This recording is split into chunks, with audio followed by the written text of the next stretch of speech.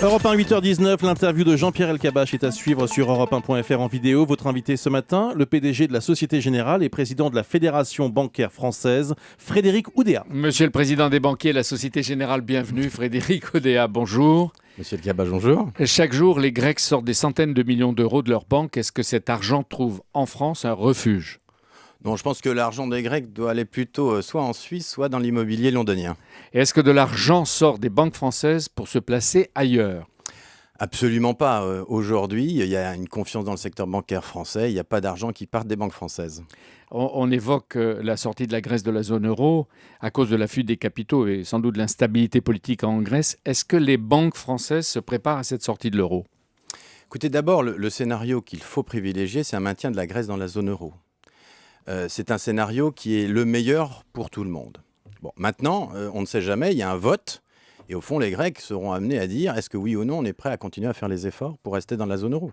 Et donc, dans ce cas-là, c'est un scénario de sortie qui serait évidemment désagréable, mais parfaitement gérable par les banques françaises. C'est justement cette phrase que vous avez prononcée hier devant les actionnaires qui m'a frappé.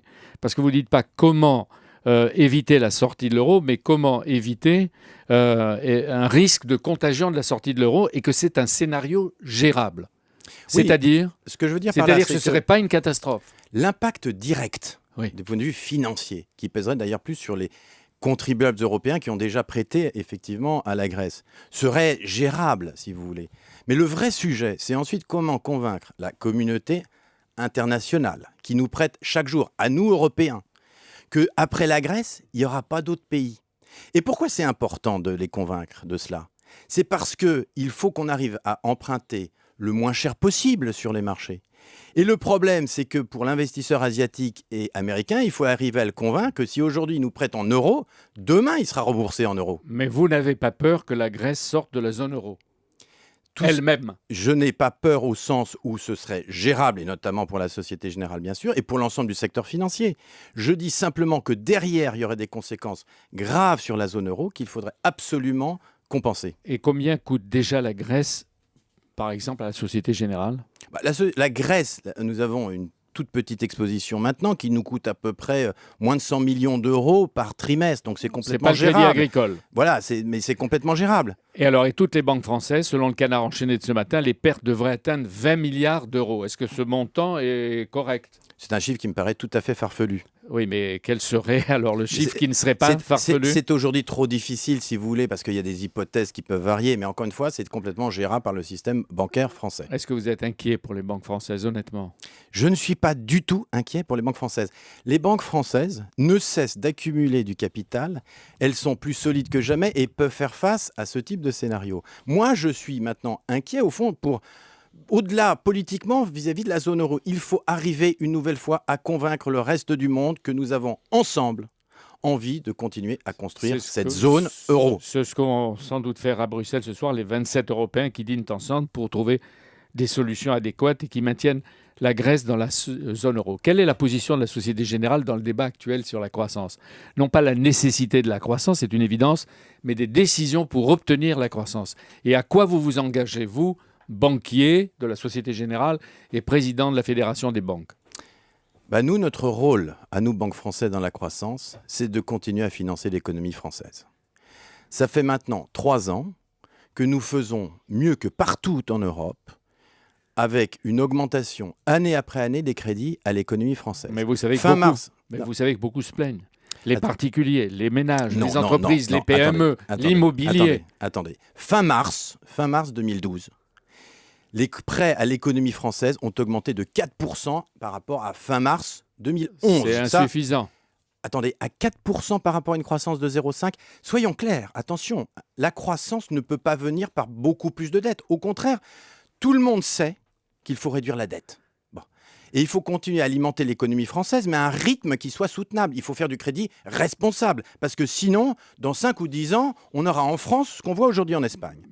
Il faut continuer à financer l'économie française de manière responsable et orienter en tout cas l'épargne des Français vers les entreprises qui créent des emplois. Et il y a une bonne épargne en ce moment des Français. Il y a une bonne épargne des Français. On le voit avec le livret A.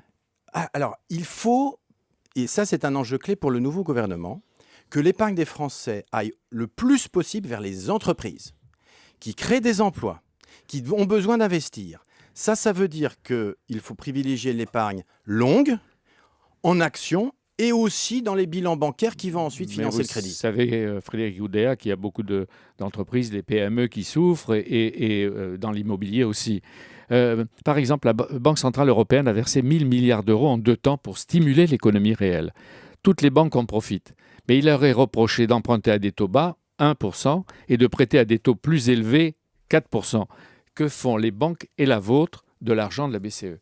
Eh bien, nous prêtons. Alors d'abord, sur ce débat, le surplus net n'est que de 500 milliards. Et ça, c'est à comparer à 10 000 milliards de prêts faits au niveau européen par l'ensemble du système bancaire européen. Donc vous voyez que ça n'est que 5% de plus. Et comme je l'ai dit, nous, Banque française, nous ne cessons d'augmenter nos crédits à l'économie française. Quelles sont vos prévisions pour le 2e trimestre pour la Société Générale et pour d'ici à la fin 2012, par exemple ? Nous n'avons pas fait de prévisions. Je suis très confiant sur la trajectoire de la Société Générale. Et aujourd'hui, en tout cas, la priorité, c'est continuer à développer nos métiers tout en gérant, bien sûr, nos risques.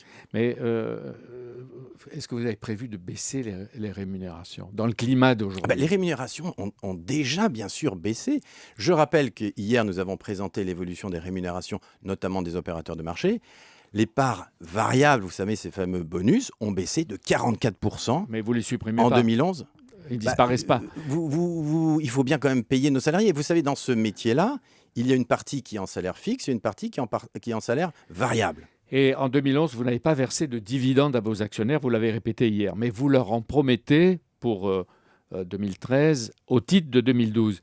Est-ce que le Crédit Agricole va le faire aussi ? Probablement aujourd'hui, la BNP Paribas. Dans ce climat de tension, parfois de perte, est-ce qu'il n'y a pas une forme d'indécence ?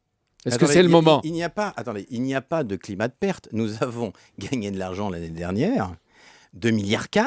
Nous commençons très fort l'année avec 700 millions de profits. Donc il faut des dividendes pour les actionnaires. Il est parfaitement légitime que nos actionnaires, vous êtes peut-être actionnaire de la Société Générale, vous avez envie aussi d'avoir un rendement, vous, sur votre action.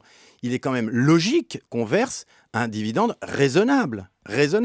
Nous avons pris une décision exceptionnelle l'année dernière de ne pas verser de dividendes pour conforter au maximum la banque. Ça nous permet d'être 6 mois à l'avance par rapport aux demandes des régulateurs. Il est logique que dès lors que nous faisons des résultats positifs, nos actionnaires en bénéficient. Deux questions très rapides. Messieurs Hollande et Hérault ont promis de séparer les activités des banques de dépôt et d'affaires. Il y a une loi bancaire qui est en préparation. Comment vous la prenez ? Est-ce que vous l'acceptez ? Et combien de temps les banques françaises pourraient-elles réaliser cette séparation ?